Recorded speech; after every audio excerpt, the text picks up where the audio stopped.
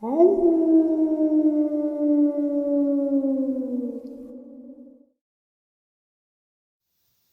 and salutations, everyone. I hope everyone is still doing well, and welcome to this night-ending bonus upload. Before we all jump into it, a couple links.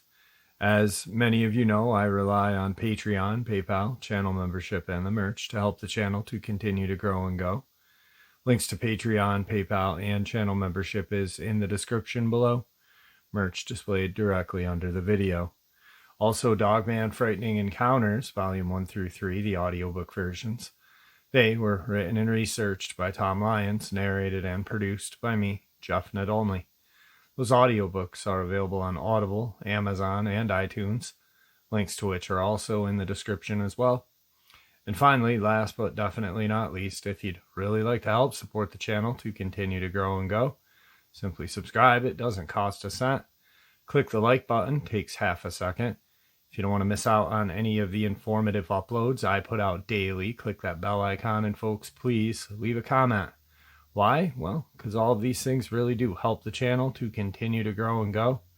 And folks, they definitely do matter. Now, everyone, I have taken far too much of your time. Let's jump in to this night-ending bonus upload, shall we?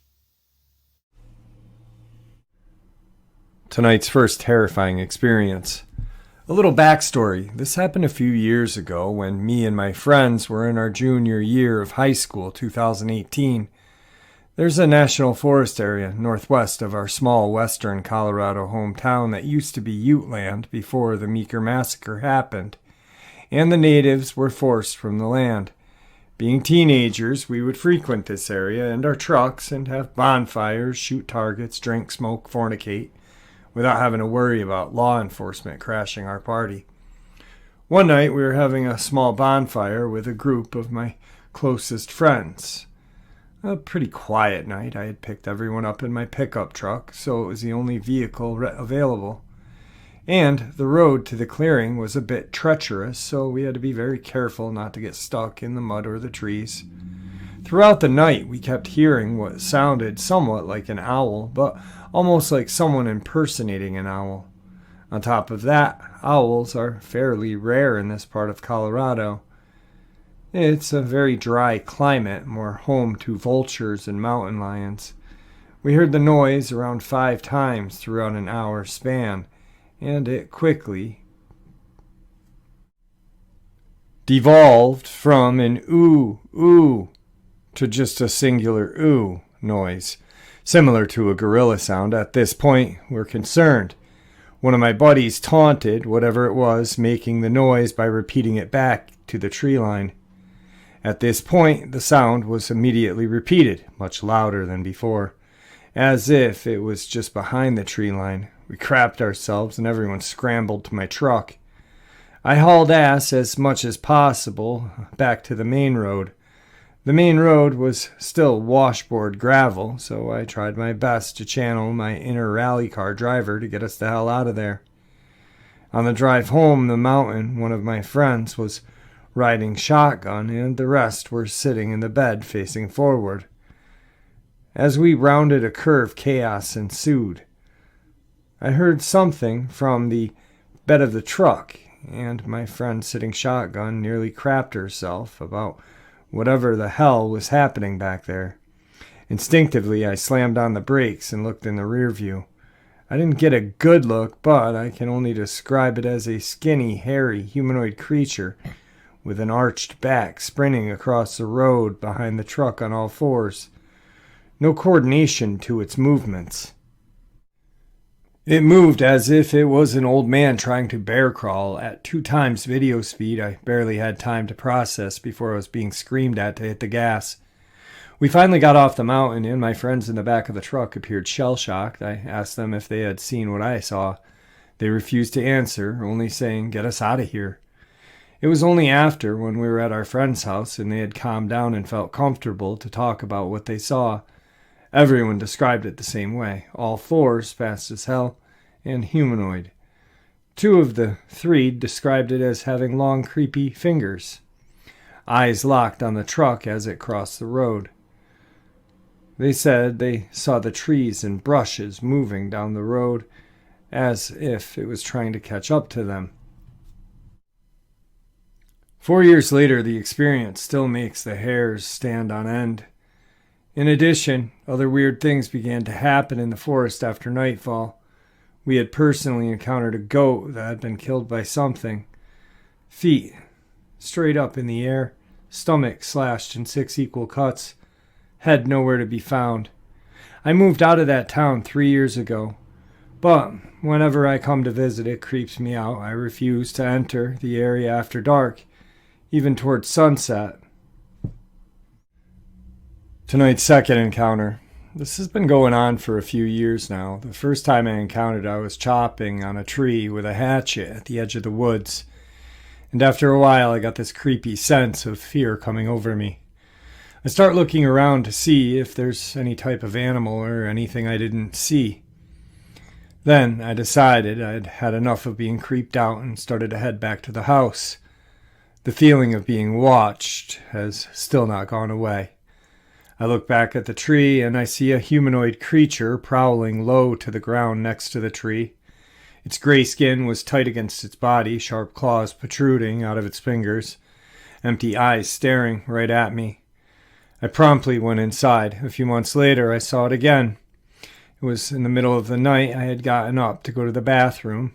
My room is at the end of the hallway, so I had plenty of time to look out the window next to the bathroom door. While looking through it, I saw something staring back, the same empty eyes as before. When I noticed that I saw it, it ran off. Third time I saw it, my friend had come over to stay the night. We were going through a closet in the extra room, found some old jackets. We decided it'd be fun to go around outside wearing them. It was dark out. We weren't out there too long before we started hearing things. It was at the edge of the woods, near where I saw it before. What we were hearing were like footsteps, like a person walking around, heavy stomping in the brush. So the smart kids decided to start making noises and throwing sticks and stuff to try and get a reaction out of it. And we did. First came the smell. Imagine the worst smell you've ever smelt. It was worse. We stopped for a minute because the smell was so bad. Then the footsteps stopped. We thought, okay, it left. Nope. We started hearing running towards us. We didn't stick around to find out what it was and ran into the house. The fourth time I encountered it, a couple of my friends came out to stay the night. We were kids and liked to play hide and seek outside, but only when the moon was gone, so it was harder to see. It was mine and my friend's turn to hide, so we hid in this shed-type thing off to the side of the garage. The front of it was open, and the side towards the woods was halfway open. I was hiding behind this piece of metal that was leaning against the half-open wall. By this time, the seeker should have been outside trying to find us. He was not. I could see the door where he should have come out, but he never did. After a while of sitting there, talking to my other friend that hid there too, I heard footsteps outside on the gravel coming from the woods. I asked my friend if they heard it, and they said yeah. We got quiet, thinking it was the seeker, but I had never seen him go out the door. I just think, oh, he went out the front door to trick us. I was wrong. The smell returned, and the footsteps got closer. It was coming up to the wall that leans into the room. I can see its long, deformed foot, its sharp claws instead of toenails. Then I see the seeker come out the door, and so does it. It walks off, not in a hurry. After it goes, I sit there for a while, heart beating after 100 beats per minute. And I asked my friend if they saw it. They said they heard it. I called to the seeker and asked them to help me out. I didn't want to stay out there any longer. The fifth time I encountered it happened a few months ago. The same two friends from before. We had come out in the day to hang out. So we did for the day and had a good time and all. We were chilling at this park area on my property, right next to the woods where it resides. It was pitch black outside, of course, but the park had lights, which we had on. So after a while of talking, I needed to go to the bathroom or get something out of the house. When I got back, the lights to the park had been turned off. I turned on the flashlight on my phone and head over there. I found my friend sitting on the chair they had been in. I asked where the other two went. He said he didn't know. I tell them to help me find the other two. We walk around for a while trying to call them and stuff. Then we hear someone walking back and forth in the woods. It's kind of by the road. We went out thinking it was friend 2, and we slowly went towards it. After a few seconds of walking, friend 2 comes over from the opposite direction and says not to go over there. He explains how he had been hearing noises and stuff coming from over there for a while now. While we were talking, we noticed that it was completely still outside. No noises or anything, which was weird. Then we started hearing noises from across the road. We were like, that's messed up. And then I decided to cross the fence and go over there. It was the same walking back and forth that I had just heard from before. Like it was trying to get us to follow it. I tell them that I think that and to stay back. We decide to throw stuff and make noise at it and make it go away, but it never did. We waited there until their parents came and got them, and after they did, then I ran as fast as I could to my house. There is an Indian burial ground a few miles away from the area where I live. Today's third experience. This experience is 100% true, and I'm sharing it to warn people, to let them know that there is definitely something out there, and to this day I still don't know what it was, nor have I gone into any woods or forest whatsoever. If you don't believe me, that's completely fine. First off, I'm a girl and I live in North Carolina in the United States. I was 15 at the time of this encounter, and was definitely not a believer in anything supernatural, paranormal, or anything of the sort. It happened while I was at a local summer camp. There was absolutely nothing special about that day, no weird lights, people, animals, sounds, nothing. It was just the same camp schedule as I had grown used to in the past 2 weeks since I'd been there. My age group had just finished lunch, and was able to persuade our counselor to let us play a game called Scatter Down by the lake.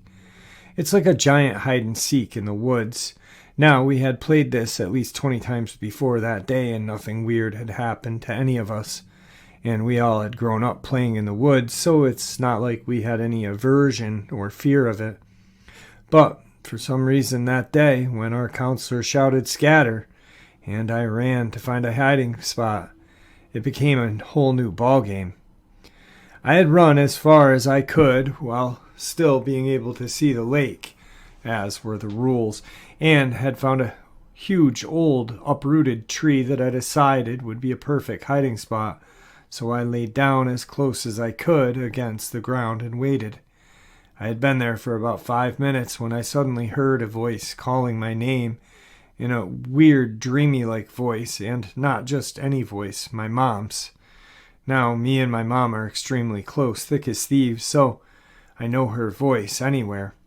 And I would swear on my own grave that it was without a doubt hers, but I knew it couldn't have been her. She was more than 20 miles away at work, and even if it had actually been her, and she had come to pick me up, early, and the voice wasn't coming from the lake, it was coming from further in the woods beyond the border of camp. I knew I should have run away from this strange mimic mom's voice, but I couldn't. It was almost hypnotic. It messed with my thoughts and gave me doubts, like, well, it could be my mom, or what if she's hurt, and I have to get to her. All of these things were flooding my mind like someone had broken a dam I didn't know was there, until they finally overwhelmed me with emotions that got the better of me, and I took off running in the direction the voice was coming from. I ran as far as I could with only this strange voice as my guide. I couldn't have run for more than 5 or 6 minutes when I got to a clearing and the voice suddenly stopped. When I entered the clearing and didn't hear my mom's voice calling me anymore, could I finally think clearly. and started to have a little alarm bells going off in my head saying, "You idiot, that's not Mom, run." But I couldn't run. I didn't know where to run. I had gotten so far away I had lost sight of the lake by camp and had absolutely no idea where I was. And I was completely exhausted to boot. With no other options than to sit and catch my breath, I did just that. No sooner had I sat down, more warning bells went off in my head. I quickly did a 360 survey around the clearing and noticed a strange noise. It wasn't a continuation of the voice before, no. It was a distinct sound of chattering teeth, like if you were cold, only there was no one else around, and it was the middle of June in North Carolina. There's no way someone could be that cold.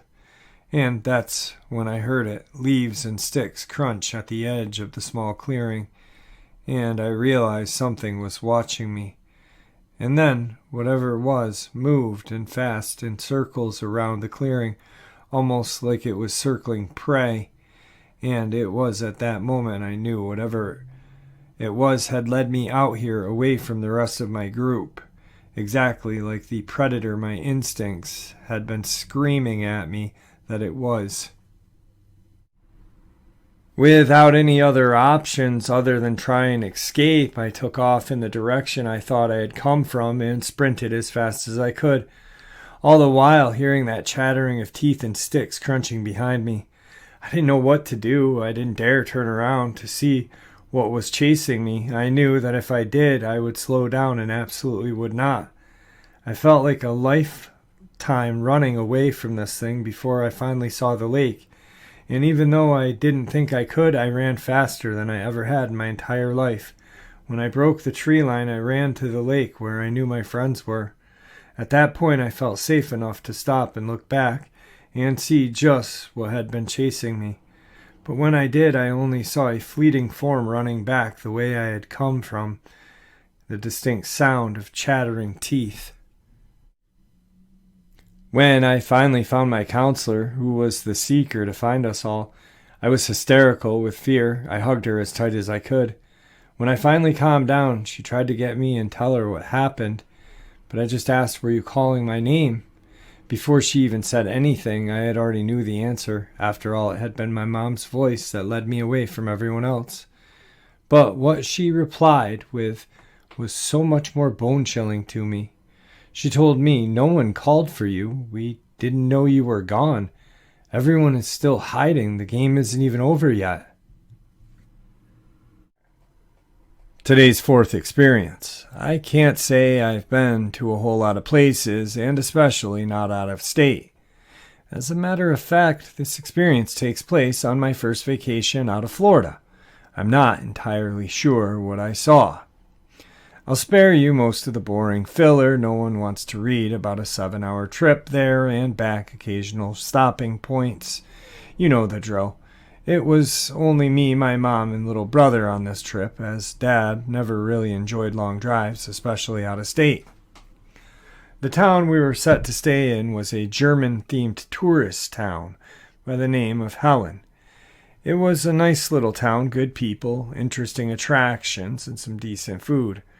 Our hotel room overlooked a small river that divided our part of town, and there was a set of stairs just 3 foot from the low wall that separated the buildings from the river bank.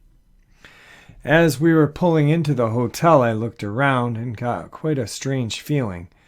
Not exactly something wrong or that there was something watching us, just a feeling. Everything looked quite normal. It was cloudy. People were walking around. It just all looked fine to me. My excitement from being all the way in northern Georgia and seeing so many mountains overrode this feeling, and it was soon forgotten when I stepped out to take my brother out of the car. Things went as normal. We checked in, brought our stuff to the room, and collapsed on the beds.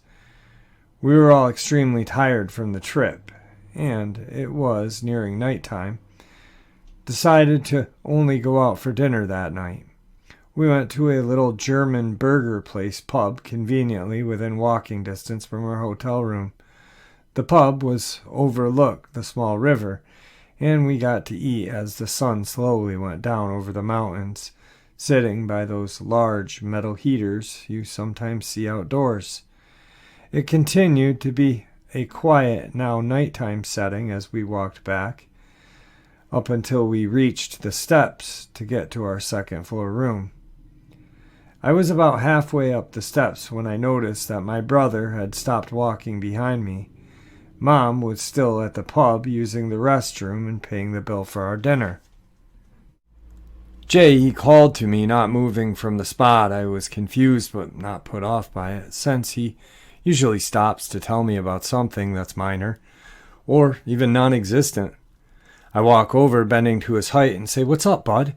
"Look, over there, it's a wolf," he said, pointing into the darkness.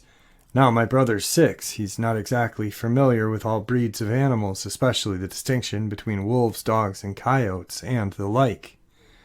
So, it was a bit of shock when I saw a coyote on the bank of the river, thinking he had just seen someone's dog. The coyote was stiff as a board, staring into the water. I'd never seen a coyote in real life before, nor was I familiar with their habitats.